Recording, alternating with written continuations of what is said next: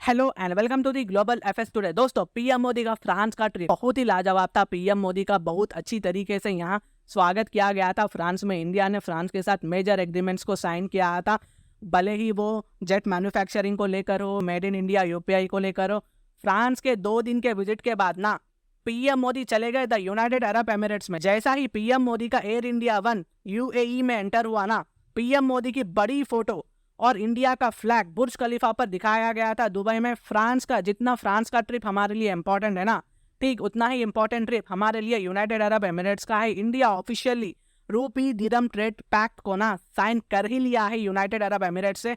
और United Arab Emirates के president Sheikh Mohammad बिन जैद अल Nahyan ने पीएम मोदी को विजिट करने खुद ही एयरपोर्ट पर चले गए थे, लेने आए थे उन्हें। और हमने कई सारे सेक्टर पर बात की है, जैसे कि इन्वेस्टमेंट सेक्टर हो गया, आईआईटी सेक्टर हो गया, लेकिन सबसे बड़ी बातचीत हमने एक रूपी दिरहम ट्रेड पैक्ट को ना साइन कर की है। बहुत ही मेजर डेवलपमेंट है ये, बहुत ही अच्छा हुआ ये ट्रेड पैक्ट जो है साइन हो गया है। इसका इंडियंस और उनके बिजनेस पर ना ह्यूज पॉजिटिव इम्पैक्ट पड़ने वाला है, जो यूनाइटेड अरब एमिरेट्स में रहकर कमा रहे हैं, बिजनेस कर रहे हैं, और जहां वो लोग जाकर यूएई में काम कर रहे हैं, उनके लिए बहुत ही बड़ी बात है ये।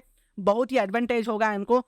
और यूएई हमारा टॉप ट्रेडिंग पार्टनर लिस्ट में से आता है, और इससे पता चलता है कि यूनाइटेड अरब एमिरेट्स हमारे लिए कितना इंपॉर्टेंट पार्टनर है, और हमको यूएई के साथ स्ट्रैटेजिक पार्टनरशिप को और भी ज्यादा मजबूत करने की जरूरत है। और रेमिटेंस के मामले में ना यूएई सेकंड पोजीशन पे आता है। देखो, रेमिटेंस का मतलब होता ये है कि एग्जाम्पल ले लो, एक आदमी है जो इंडिया से यूएई चला गया, और यूएई जाकर ना समझ लो उसने 15 लाख कमाए, और वो 15 लाख वो इंडिया को भेजा, तो उसको कहता है रेमिटेंस। और जो एनआरआई है, ओवरसीज सिटीजन्स ऑफ इंडिया है, जो यूएई में पैसा कमा रहे हैं ना, इंडिया में जो भेज रहे हैं ना, पहले उन्हें इंटरनेशनल मार्केट को जाकर डॉलर खरीदना पड़ता था, फिर यूएई दिरहम टू डॉलर में कन्वर्ट कर डॉलर से आईएनआर में कन्वर्ट कर पैसे तब जाकर वो इंडिया को भेज सकते थे, जो बहुत ही लॉन्ग और एक्सपेंसिव प्रोसेस है। लेकिन पीएम मोदी ने जो ये रूपी दिरहम का पैक्ट साइन किया है ना, इससे अब ये प्रॉब्लम सॉल्व हो गई है, और ये प्रोसेस इतना लेंथी नहीं रहने वाला है। और रेमिटेंस के मामले में ना यूनाइटेड स्टेट्स ऑफ अमेरिका के बाद United Arab Emirates second position पे आता है।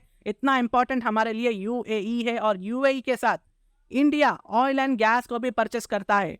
और जब से रशिया यूक्रेन हुआ है, हम कम ही खरीद रहे हैं। और ऑयल एंड गैस ना यूएई इंडिया की ट्रेड की स्पाइनल कॉर्ड है, रीढ़ की हड्डी है, और हमने पहले ट्रेड करने के लिए डॉलर का इस्तेमाल किया करते थे, लेकिन अब यूएई ने अनाउंस किया है कि अब हम रूपी दिरहम को ऑयल एंड गैस परचेस करने में भी ज्यादा इस्तेमाल करेंगे। बड़ी स्टेटमेंट है अपने आप में एक, और बहुत ही अच्छा गेस्चर है यूएई की तरफ से। इसका सबूत यह है कि और आरबीआई ने ये नोटिफिकेशन जारी किया है कि इंडिया की the reserve bank of India और यूएई की central bank of the UAE ने ऑफिशियली मेमोरेंडम ऑफ अंडरस्टैंडिंग को साइन किया है, ताकि ये दोनों देश अपने लोकल करेंसी को प्रमोट कर सके और साथ ही क्रॉस बॉर्डर ट्रांसैक्शन भी कर सके। यानी यूएई में रहकर आप यूपीआई के थ्रू इंडिया में पैसे भेज सकते हैं, ये फैसिलिटी प्रोवाइड की है। मेजर डेवलपमेंट है ये। और आगे मैं बोलूंगा कि यूपीआई का क्या हुआ, और अगर ऐसे ही ये सब अच्छे से चलता रहा ना, रूपी दिरहम का ट्रेड कल को हम यूएई के आसपास के जो देश है उनसे भी हम कह सकते हैं कि मान लो किंगडम ऑफ सऊदी अरेबिया हो गया, सऊदी के साथ हम भी ऐसे ही एक पैक्ट को साइन कर रूपी रियाल ट्रेड कर सकते हैं। देन ऐसा ही हम कतर, ओमान, बहरीन, जितने भी गल्फ कंट्रीज हैं उनके साथ भी ये कर लेंगे।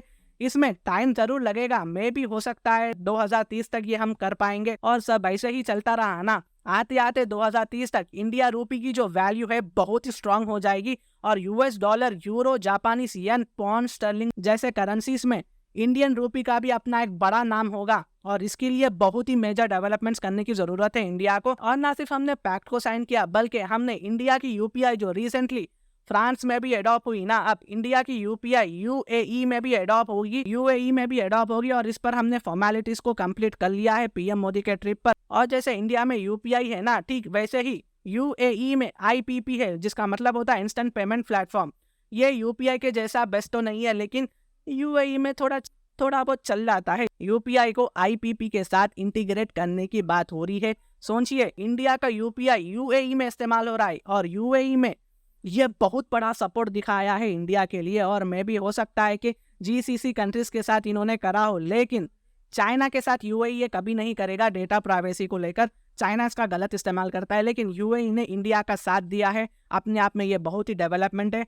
सिंगापुर, फ्रांस के बाद ना यूएई एक देश बन चुका है जो मेड इन इंडिया की यूपीआई को इस्तेमाल कर रहा है। और ना सिर्फ हमने ये रूपी दिरहम पैक्ट को साइन किया है, बल्कि आईआईटी दिल्ली को यूएई की कैपिटल अबू धाबी में भी ओपन किया जाएगा, अगर आज से हम 10-15 साल पीछे चले जाए ना, कभी हमने नहीं सोचा कि इंडिया की आईआईटी 10-15 साल बाद अपने जड़ों को जो है अब्रॉड में भी मजबूत करेगी, लेकर जाएगी, इंडिया का नाम बढ़ाएगी। इंडिया की आईआईटी की ये बहुत बड़ी जीत है। यहाँ तक कि आईआईटी को हम अफ्रीका के कॉन्टिनेंट में तंजानिया देश में भी ओपन करने वाले हैं। पहले वहां कर फिर अबू धाबी में करेंगे। इंडिया की नॉलेज, मैथ्स, साइंस यहाँ इन देशों में पढ़ाई जाएगी। बहुत ही बड़ी बात है इंडियंस के लिए, और इंडियंस की रेपुटेशन पूरी दुनिया में और भी ज्यादा बढ़ेगी। क्योंकि एक टाइम पे ना यही लोग थे जो हमको क्रिटिसाइज करते थे, ये इंडिया वाले कुछ भी नहीं कर सकेंगे, लेकिन आज इंडिया बहुत उभर रहा है। अगर मेरी वीडियो आपको इन्फॉर्मेटिव लगी ना, तो इंटरनेशनल अफेयर्स के लिए मेरे चैनल को लाइक शेयर सब्सक्राइब कर देना।